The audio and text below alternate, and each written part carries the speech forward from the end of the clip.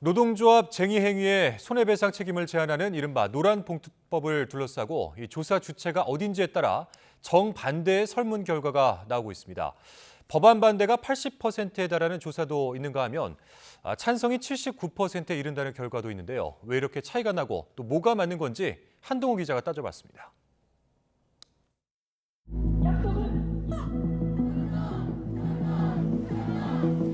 최근 설문조사에 따르면 불법쟁이행위에 대한 손해배상 제한에 대해서 국민의 80.1%가 반대 의견을 표명했습니다.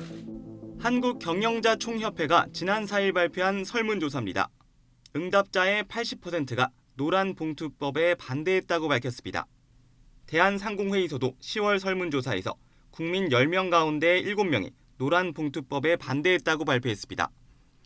반면 노동단체인 직장갑질 119는 같은 법안에 응답자 79%가 동의했다는 정반대의 조사 결과를 내놨습니다. 응답자의 89.4%, 응답자의 79%가 노조법 2조와 3조에 대해서 동의하는 것으로 나타납니다.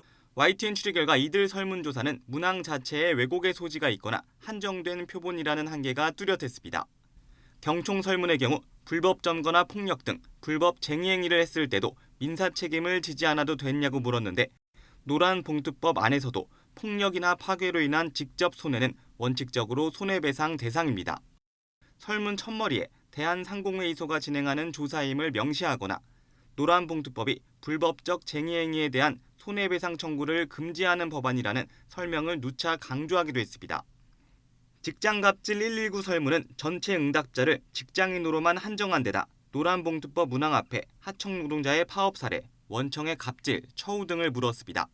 이들 단체들은 취재진에 언론에 나온 표현을 토대로 질문을 작성해 문항 자체에 왜곡이 없었다는 취지로 해명하거나 설문조사를 추가로 할 예정이라고 답했습니다. 극단적 결과가 나온 3개의 조사는 모두 온라인 방식이었습니다.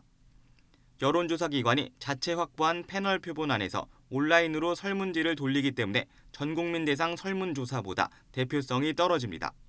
온라인 조사 같으면 자원자들로 이루어진 패널에서 뽑았다라면 어떤 편향이 생길 가능성이 있죠. 동일한 시점에 어떤 사안을 놓고 조사한 결과가 정반대로 나타났다라는 것은 두 조사 중 하나가 틀렸을 가능성이 굉장히 높다라고 할 수 있습니다.